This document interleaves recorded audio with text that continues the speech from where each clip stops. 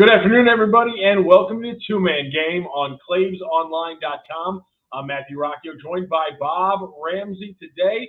Talk a little basketball as the NBA draft was last night, and some big trades have rocked the NBA landscape over the last week. Rammer, how you doing today? Doing pretty well. We've had a little time off. I had a little illness I'm still getting over, so hang with me, folks, if I cough up a lung here. But we'll get through it. No, it's great to be back on with you, Rocc. You're an absolute fighter, Rammer, and that's why we love you. Let's jump into some of these big trades. Obviously, the big one in so many ways, the Bradley Beal trade. It has now spawned a success of other trades. The Kristaps Porzingis trade being looped into it. Also, the Chris Paul trade in reaction to it being looped in. Essentially, if you just to give a quick overview, Bradley Beal goes to the Suns for Chris Paul, Landry Shamet, and a bunch of draft picks, some pick swaps. I'm actually going to throw this up for everybody so they can see the full kind of layout of what happened here.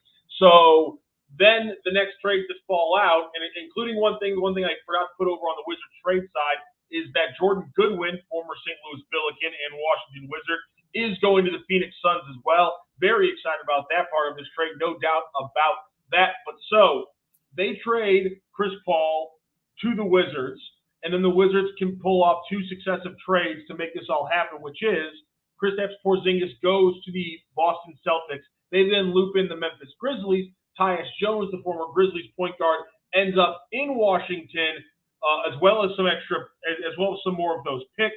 Also, in that deal, Marcus Smart goes to the Memphis Grizzlies. I think that's a fascinating deal when you think about what's going on with Ja Morant.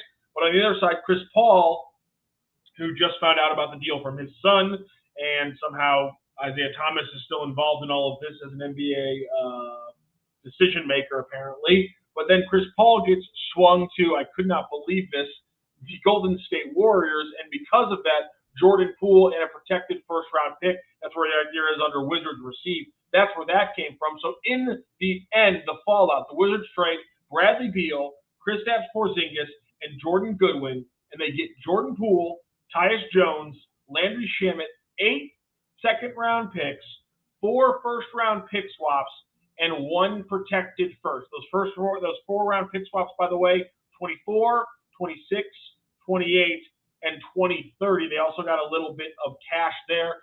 I thought after the eventual, the preceding deals, it actually wasn't a terrible deal for the Wizards. The bottom line is that Bradley Beal's no trade clause meant that he pretty much could dictate what team he was going to go to, and that team therefore could dictate a little bit of a cheaper price. Some people have criticized the Wizards for not getting a lot of first-round picks.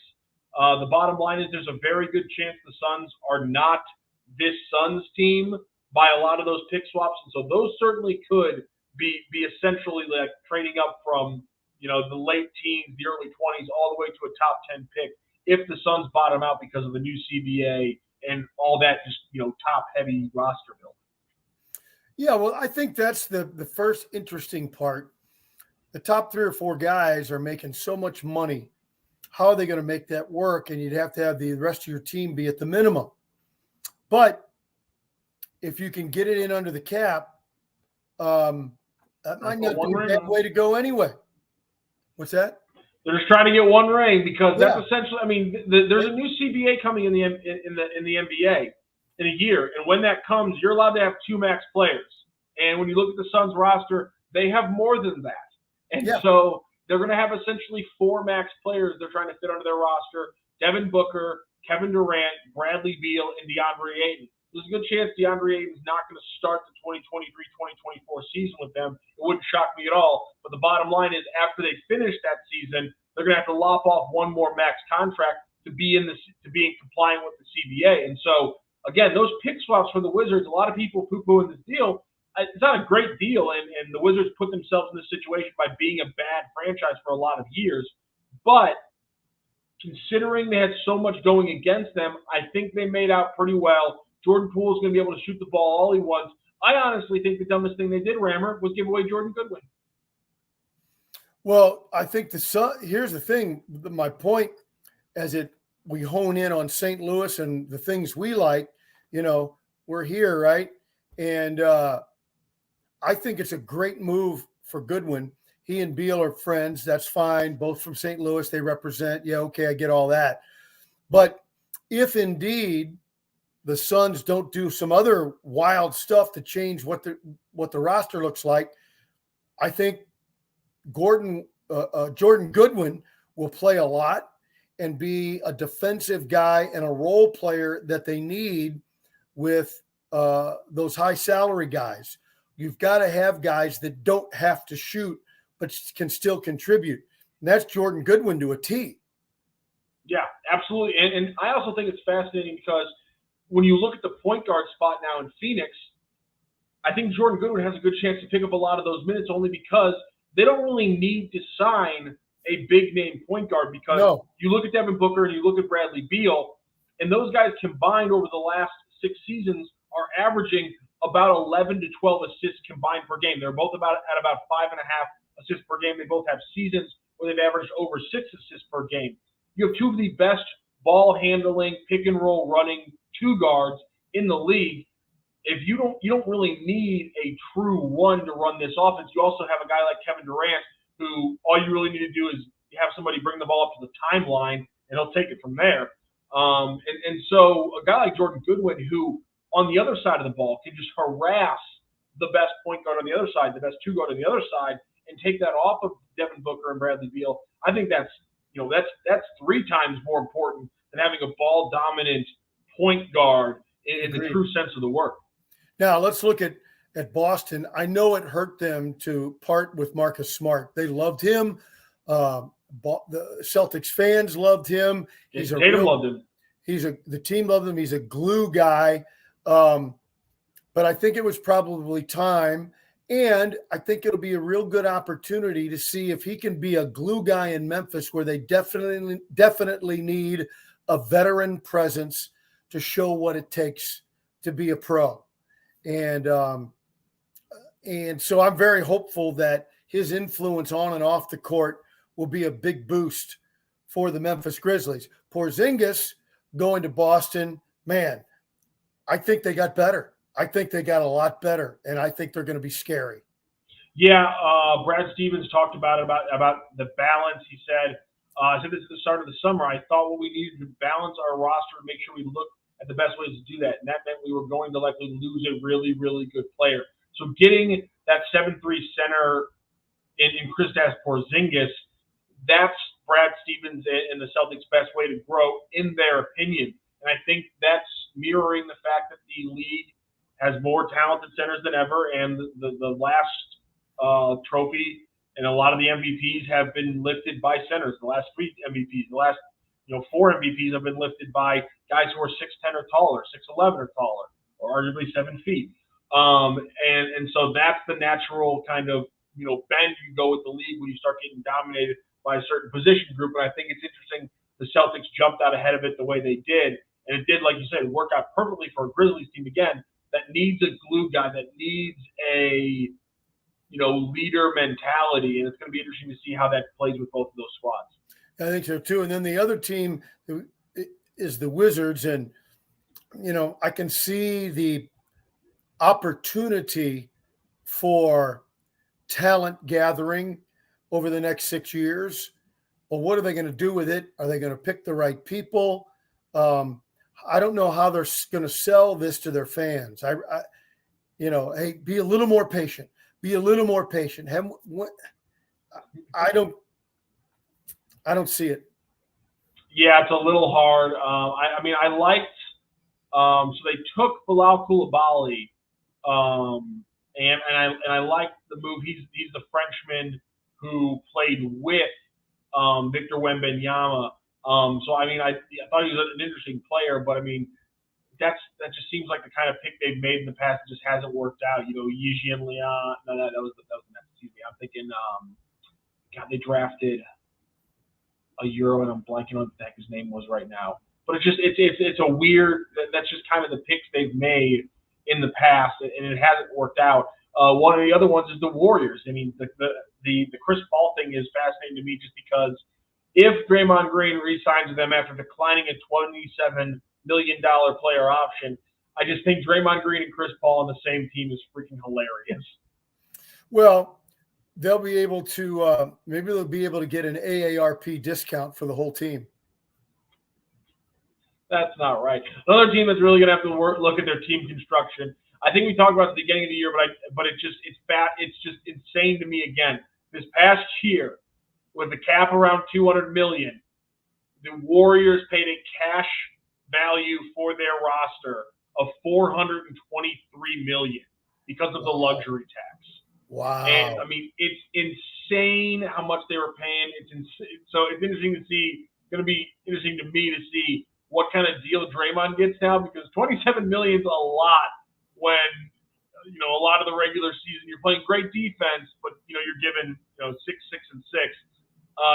It's rough to give somebody almost $30 million at that point, but it'll be he's such a glue guy. You can't not. It's almost like if you're the Warriors, he's saying blink because you know how important I am. I kind of got to respect him for forcing the hand. I don't know the details of the CBA negotiations and when that comes out, but I'm wondering if we'll get to a time like prior to arbitration in Major League Baseball and their labor negotiations.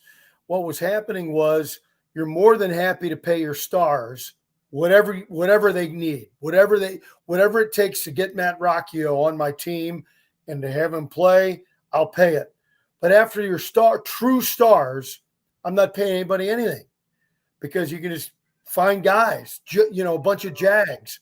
And that would be the fear of the rank and file of the NBA Players Association if I were them. I think the NBA is more scared of that, because if you take away the max contract outline and the rules as it is, the framework as it is now, the reason they did that was so that mid-market teams could incentivize their draft picks to stay on that second contract more. Yeah. And so is it the rank and file, or is it the owners from the mid-market teams that will always stop that? I think that's probably what it is. I think the complaints from the owners is probably where the real stoppage of that kind of freedom in max deals would come from, because they don't want to have to pay their rookie that they drafted first overall after a tank job. They don't want to have to pay him obscene amount of money to stay in Oklahoma City. I apologize for the shot. As opposed to taking $12 million less because he really wants to be a New York Knick. Like that they can't have that. That they cannot be having that kind of stuff. You have to be able to give the guy that you drafted an extra $15 million so that he stays in your city. Yeah. And they can't be able to give it to him. That's kind of the fact of the matter. Yeah. Speaking of having control of players without having to actually entice them to come to your city, the NBA draft was last night. And going first overall, to absolutely no one's surprise, he was minus 60,000 on FanDuel, which meant, again, a cool $60,000 bet would net you $100. Pay for your food on draft night, I guess. But Victor Wembanyama picked first overall by the San Antonio Spurs. It wasn't surprising. It is somehow incredible that every time the San Antonio Spurs have the first overall pick, they get a 7-footer who's going to change the entire freaking game. They know what they're doing. They do know what they're doing. It's not hard to draft 7-footers, though. The one big thing was, though, of course, Kobe Brown from Mizzou gets drafted at the very end of the first round. He goes 30th overall to the Los Angeles Clippers. I said earlier this morning and got excoriated for it by some people that he could be it wouldn't surprise me a few years down the road if he's a small ball 5, 3-and-D kind of like, he's 6'7", 250 pounds. There's no reason, in my opinion, best case scenario, that he can't be a more athletic version of like a PJ Tucker or a Jay Crowder, where he's just playing defense, chucking threes, and banging bodies with somebody who's 5 inches taller than him, but they're both technically centers. Does he have it in him to be a Draymond Green, but who can shoot? Yeah, I mean that's essentially what PJ Tucker was for the Suns and the Bucks in those years. Jay Crowder as well. And again, those guys are 6'5", 6'6", 250 pounds. Kobe Brown's coming into the league at 6'7", 250. Yeah. If he cuts that 250 up a little bit, Yep. tightens it up a little bit, there's no reason he can't bang in the post with some of the centers in today's game. Again, it's getting bigger again, but there's no reason he can't be a small ball, 4 or 5. And, it's going to be more, can he stick with the quicker 4s and 3s out of the perimeter than it's going to be, is he able to bang the body with the bigger guys? And then again, he's a guy who shows he's got a good stroke. He's got a good natural handle. The, more guard aspects of the game, he's got that in his pocket. Him becoming a three-point shooter, especially a corner guy, that's not a big leap at all. No, not at all. I think his advisor saw a real opportunity. The first round money, he just got in, but he did. It doesn't know, he could have been second. I don't care what could have happened. I care what did happen. He bet on himself, and I like people that bet on themselves, and I think he's probably going to be a terrific NBA player. Yeah, and I like that he's going to the Clippers. I think Tyronn Lue will do good things with him in that kind of role. Yeah. Demoy Hodge, also from Mizzou, headed out on a undrafted free agency contract with the Los Angeles Lakers. Unfortunately, no news yet on our boy from SLU, Yuri Collins. I underrated what Jordan Goodwin would be able to do in his NBA career. When we first started this podcast, I thought, when we were talking about Jordan Goodwin, my thing was like, that guy's gonna, worst case scenario, he's gonna give some European guards hell for the next 10, 15 years of his life.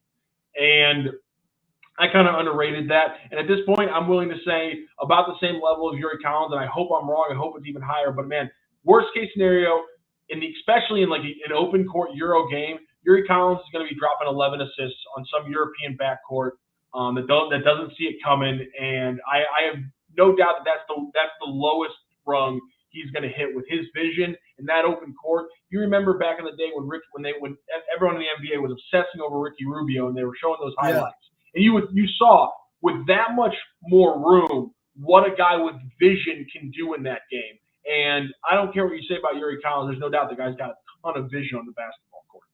Yeah, so it will be interesting. Do you try to go the G League route so that everybody in the NBA is watching you every day? Mm-hmm. Do you fear getting lost in Europe? Or do you say, I can go over there and make a lot of money and take my shot every off season and coming back to the U.S.? You can make a great living for yourself in Europe or in Australia and other places. But all these guys, they want to play in the league, and it's called the league for a reason. So if he would get a G League look, it wouldn't surprise me if he took that first. Absolutely, yeah, and I'd love that for him. Obviously, where we hope we see the name pop up on a trial. I would love to see him in summer league. Summer league is so fun. It's this weird kind of like hallucination of basketball. And it's just some guys will like go off for like 30-point games the most random times in the world. You'll never hear their name again. Yuri Collins, I guarantee you, if he plays in the summer league, at least 2 SportsCenter top 10 alley-oops. Like I guarantee you, if he's playing in summer league, he'll put on an absolute show. And I really hope he does. That would absolutely make me so happy. Mainly because I'm one of those weirdos who watches it. Or let's put him on the Phoenix Suns. Oh, there you go. Point guard that costs you 0. And you know what? Like I said, they get the defense from our boy Jordan. Yep. You get a little bit of the ball handling, a little bit of the pick and roll to give Bradley and Devin Booker some off-ball time. I like the way you're thinking, GM Rammer. I like the way you're thinking. Well, I just know this. I got to get on the website and get some Suns gear. Yes, you do. Jordan Goodwin number. Oh, if he's 0, please tell me 0 is available. Hold on a second. I gotta check this out right now. Hold on a second. I gotta check this out right now. Suns roster. Please tell me the number 0. If Jordan Goodwin can wear number 0, Torrey Craig has it right now. They better cut his ass. If I can get a 0 Jordan Goodwin jersey or something like that, if he gets a good number, I'm buying that jersey in a heartbeat. Heartbeat. God, Jordan Goodwin's going to play with Kevin Durant next year. How crazy is that? I dig it. They're my team now. There it is. We are officially a Suns podcast, so we will return next week. We're going to break down the entire Suns draft because we are a Suns podcast now. Absolutely. Rammer, thank you, Joe, so much for joining me. We'll be back in a week or so. We're going to talk a little SLU basketball on the next two-man game pod, get a little bit into the available players, some of the transfer news as well. There's the shirt he's wearing as well. Before we go, though, I got to tell everybody about my friends over at Munganass St. Louis Acura. Rammer, my Freon, I think, is low in my RAC. Yeah, so I said as well, but again, not that worried because I'm just going to go online, book my appointment at Munganass St. Louis Acura. Because they have so many bays and they're so quick with their work, there probably is going to be an appointment for me early next week because that's how great they are, that's how efficient they are, that's how open they are. Book it right there online. It's going to be so easy. I'm going to roll right in there. No fuss at all. I'll sit down, have a couple muffins, have a little soda, have a little Danish, and then have muffins and a Danish. I mean, if you're gonna put it in front of me, I can't help it. So have a little muffin, have a little Danish, not both, maybe just one or the other. Fine. But then they're going to have me in my car right out the other way. It's going to be hot in St. Louis, and it's going to be cold in my car. Thanks to Munganass St. Louis Acura. Again, I didn't buy my car there, but I take my car there because they're the absolute best. And the next time I'm going to be looking for a car, you know where I'm going to be going. That's Munganass St. Louis Acura. Give them a call right now. Check them out online, Munganass St. Louis Acura. Rammer, thank you again so much for joining me today. You have a great weekend, sir. And again, I know this is a little bit of a balm for a poor Cardinals season, but maybe hopefully, as we talked about earlier today on Daily Cards Live, maybe they can get a little bit of a mini sweep from the Cubs. That'll make everybody a little bit happier. Yeah, and by the time we talk again on two-man game, maybe the St. Louis University roster will be set. I don't know if it will be, but maybe it will be. We'll talk about it. Absolutely. Rammer, thank you so much for joining me today. You have a great rest of your day. See you, buddy. See you later, St. Louis. Have a great day. From our roots in St. Louis, Royal Banks of Missouri is branching out to continue serving you with our locations in St. Charles, Jerseyville, Granite City, and now in Hannibal, Center, and New London. Royal Banks of Missouri, the community bank in your community.